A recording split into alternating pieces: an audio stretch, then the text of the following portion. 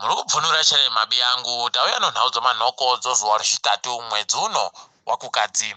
Nyasi munhorondo gore rapera wana mutongi washanu dare guruguru rokumarawi wakapa mutongo kuti sarudzo dzakange dziribe kuitiwa zvezvinu uye wakati dziitiwepo kare zvakazoita kuti wamutarika wajiwe nawachakwera.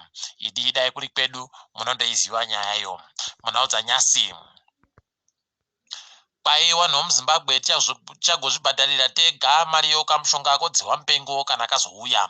Izvi zvareketiwa nogurukota rozvomari Mutuli Ncube achiti iye kunontori nevanhu vashoma-shoma vachapuwa kamushonga aka pachena. Wobva watosaya kuti kohoko naye wakuruwa kundozvifunga. Isi tiri kuziva hedu kuti ipapa wakamirira kuti wakapa machiremba iwo wobva wapinda nokuti wakati wada mamiriro dare reparamende ndo wachapiwa pechipiri. Pakaipa mabi yangu. Tindori padziwa mupengopo pano kamwe kaurongwa kari kuitiwa nobazi rozvoutano pasi rese reWorld Health Organization kuti Zimbabwe igowanawo miriyoni ribodzi rinozana no52 ozviuru zvokamushonga kodziwa mupengo ka.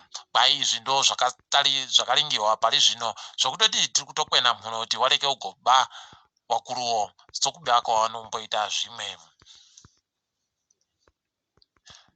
Idi gumbiri rakaisiwa nehurumende riri kumbwika zvakanyanyisa novakuru novapwere wese nevanhu vari kumaruwa. Kureketa kuno vanhu vekwamurehwa nekwamutoko wajaira kurima mapuno vachienda kotengesa kuMupare waita kusaya pokuringa mabi yangu. Kureketa kuno nzara yaita kuringana nawo apa zvawanga wakarima zvaakuita kuora nokuora. Idi paribe hakuziva kuti vachagodini kana kuti vachagodini nokuti kwaino mapurisa ayo ari kutoda nomari yochimanja mbudu kuti wagoite wawape tsamba yokugotekerisa kuenda nzvimbo yakaita seUmbare. Idi pakanyangarisa mabi yangu dai wakuruwa wativhurira. Kana muchigongwa kuti kune mutemo inotonga wamwe vanhu wese poita mutemo yonyika inotonga vanhu vebato reZANU-PF ndizvo tinenge tichireva izvi. Kuno mutungamiri webatori anonzi Kenneth Musani ari mumiriri mudare reparamende kubhindura yoDzauru akaita musangano wache wevanhu pera kwesvondo rapfuura rimo. Izvi zvatorwadza vazhinji nokuti paribe kana chibodzi chagoitiwa mapurisa aribe chibodzi chaaita kunyange nebato rache ribe kana chibodzi chaaita. Ipo pakadaripa ndipo panozoita kuti vanhu vazhinji vagwarashiwe nedziwa mupengori vozotanga kunangidzira kunyange nemachiremba. Idi dai wagumira kusikinya tukonotu. Baiwa Mnangagwa wabenuka apo kare kubasa Nyasi. Izvi zvareketiwa novakuru kuhurumendeko vachitiwa Mnangagwa wabenuka Nyasi. Isi takakunyepai kuti nozuro wakange waribe kubenuka. Idi tainge tazviona. Pakadaropo pai mukuru wemapurisa ayo ari kupomewa mhosva yeuori anga ari ndiye mukuru kumapurisa anga ari kuMatebeleland yoDzauru aburitsiwa nobhero. Idi zvakatooma unotoona kuti kusungiwako kundobata vanhu kumeso. Hurumende yaMnangagwa iribe chibodzi chairi kufunga kuita nozvonyaya yewapwere vari kuzvahwa munguva ino yogumbiri. Gumbiri kubva paraisiwa gore rapfuura wapwere wakabarwa pese ipapa waribe kana mapepa okuzvahwa. Unotosaya kuti hurumende iyi iri kugoda kudini zvokuti tiri kuimba kuti vachagoita tuzvinu asi nomazire edu pane wakatoteya kutoja ipapa apa nokuti kana zvichinge zvazovhuwa kutsikirirana kune kwakaita vanhuwo vanenge vachida mapepayo kunoita kuti uori hugowanda kuita pokare nhamo ino yatinoita kumapasipoti. Idi pakanyangara mabi yangu.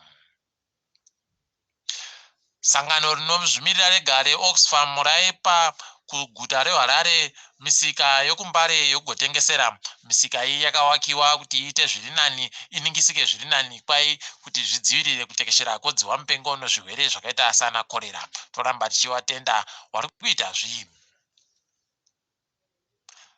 Kuno mumwe mwana muMbaremo pokare akazvifundira ega padandemutande kugadzira zvinhu zvoruzivo rwemakombiyuta agadzira nzvimbo padandemutande yekugoita nayo chipatara. Ati iye zvipatara chinenge chiripo munhu wese andoda kuendapo anoenda otonopuwa pokare kunyange nemushonga nemachiremba ipapo anonzi Roni Muzanenhamo. Toramba tichitenda vanhu vanenge vachiita izvi, tichimbawo kuti makambani achagobatsirika nokumubatsirawo Pokare kuti asimukire.